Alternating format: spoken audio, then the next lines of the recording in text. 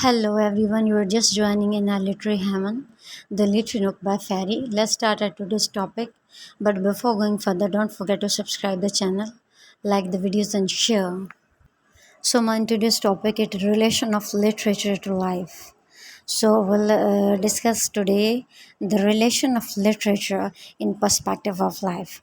There is an intimate connection between literature and life. It is in fact life which is the subject matter of literature.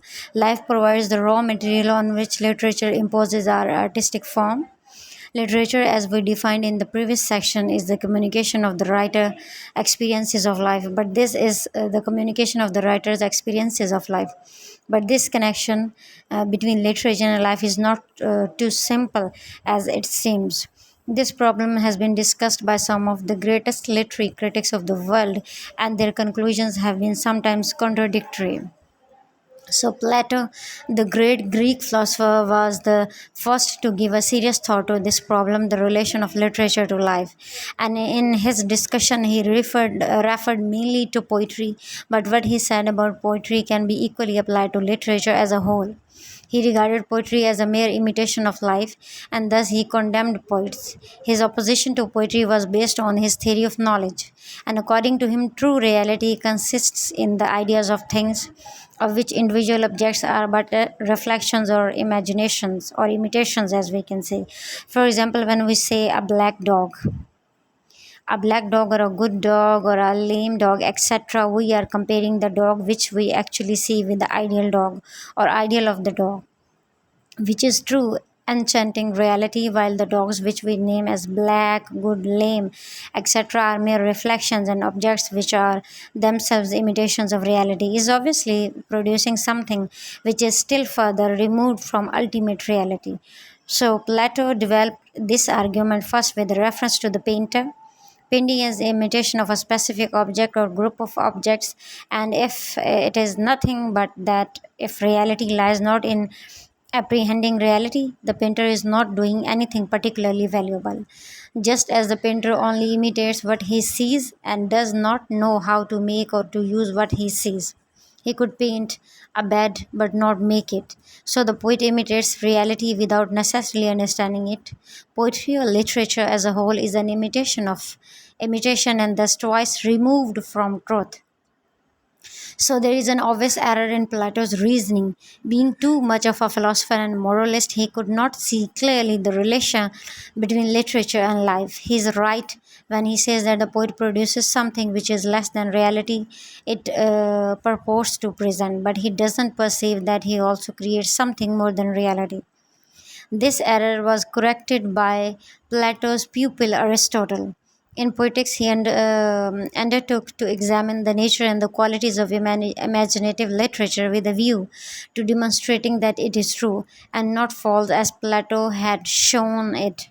He agreed with Plato that poetry is an imitation of reality, but according to him, this imitation is the objective representation of life in literature, or in other words, as we can say, the imaginative reconstruction of life.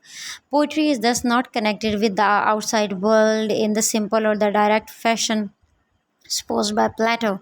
The poet first derives an inspiration from the world by the power of his imagination. The art of poetry then imitates this imaginative inspiration in language. The art of poetry or literature as a whole exists to give shape or substance to a certain kind of imaginative impulse, and the existence of the art implies the existence of the impulse. Now, it is just possible to imagine life exactly as it is, but the exciting thing is to imagine life as it might be. So, it is then that imagination becomes an impulse capable of inspiring poetry. This is true even in the case of what we call realism in literature. It is true even when the life imagined was originally an actuality of some highly exciting nature in itself. Imagination may know more than concrete the actuality by dropping out all its significance passages. So, but that will be enough to make the resonant poetry or literature or something different from the copy of the world, which Plato's condemnation assumed it to be. This was Aristotle's reply to Plato. Art or literature is not a slavish imitation of reality twice removed from truth.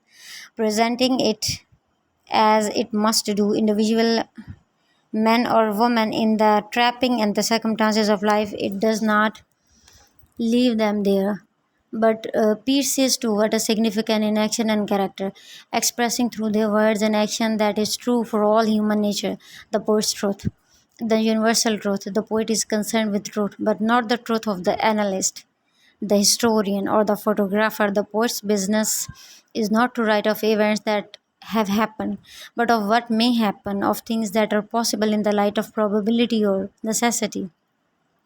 For this reason, poetry is a more philosophical or more serious thing than history, and for whilst history deals with a particular only this event or that event, poetry deals with the universal.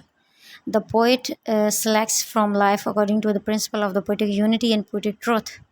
He seeks to draw out what is relevant or representative or to present it harmoniously in a self contained situation. The truth with which he deals is not what which the anatomist may lay bare on the dissecting table, but that which a poet divines or translates. So Aristotle thus met Plato's charge that poetry is imitation of an imitation by showing that poet, by concerning himself with fundamental probabilities, rather which casual actualities reach more deeply into reality than the analyst or historian. Sir Philip Sidney, who next took up the question of the relation of literature to life, also refuted Plato's connection that literature is a mere imitation of an imitation. According to him, the poet doesn't imitate but creates. It is the reader who imitates what the poet creates. Taking his material from the actual world, the poet creates an ideal world by the means of imagination.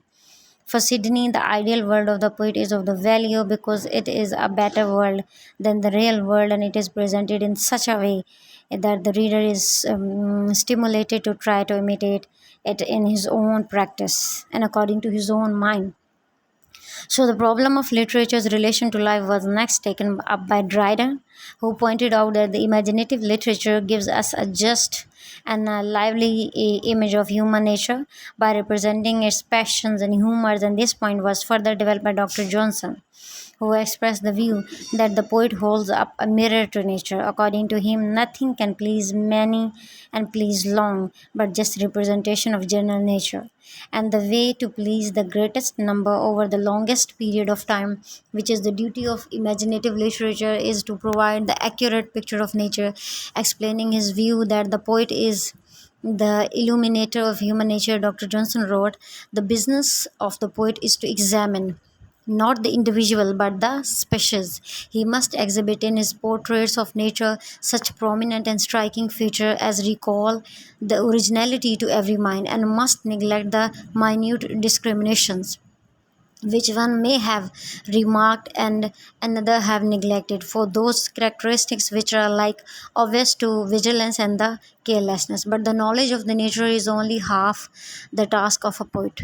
He must be acquainted likewise with all the modes of life. His character requires that he estimates the happiness and the misery of every condition, observe the power of all the passions in all the combinations, and trace the changes of the human mind as they are modified by the various institutions and accidental influences of the climate or the custom, and climate or the custom, from the sprite lightness of fancy to the dependence of discrepancy. He must divert himself of the prejudice of his age or country. He must consider right or wrong in their abstract and variable state. He must regard present law and their opinions and rise to general and transcendental truths, which will always be the same definitely. So he must therefore content himself with the slow progress of his name, condemn the applause of his own time, and commit his claims to the justice of posterity. He must write as the interpreter of the nature and the legislator of the mankind, and consider himself as presiding over the thoughts and the manner of the future generations as being superior to the time and place. So, according to Dr. Johnson, the poet must know the manners and the customs of the man of all times and conditions, not because it is his duty to make vivid to the reader different ways in which men have lived and behaved, but so that he is not taken in by surface differences and is able to penetrate to the common humanity underlying there. Walter Peter Walter Petter, a critic of the later 19th century, who discussed the relation of literature life in detail, remarked in his essay on style that just as in proportion as the writer's aim, consciously or unconsciously comes to be the transcribing not of the world, not of mere fact, but his sense of it. He becomes an artist, his work fine art and good art in proportion to the truth of his presentation of that sense. Thus, according to Peter, the literary artist doesn't give us a photographic imitation of reality but a transcription of his vision of it. So it is from reality of life from which the artist starts, but he tries to construct it when he would see it steadily and see it as a whole. So, taking into consideration the view of Plato, Aristotle, Sidney, Dryden, Johnson, and Pater, we conclude that the notion that literature is not concerned with real life is wrong. All great pieces of literature are true to life, but the literary artist is not content to hold the mirror up to nature because his business, as Matthew Arnold has pointed out, is a criticism of life. He concentrates on the characteristics and the aspects of life which are permanent but which might easily pass unobserved. He clutches at anything which promises some permanence among what is always fleeting. That is why he gives us a picture of reality which is more characteristic of life than anything which we discover by our own day to day observation. So, the image which we are creating by our own observation of life at every moment of our working experiences are hazy, half finished, or unrelated. It is the literary artist who finishes them, makes them clear, puts them in their wider setting, and to the extent makes life less obscure.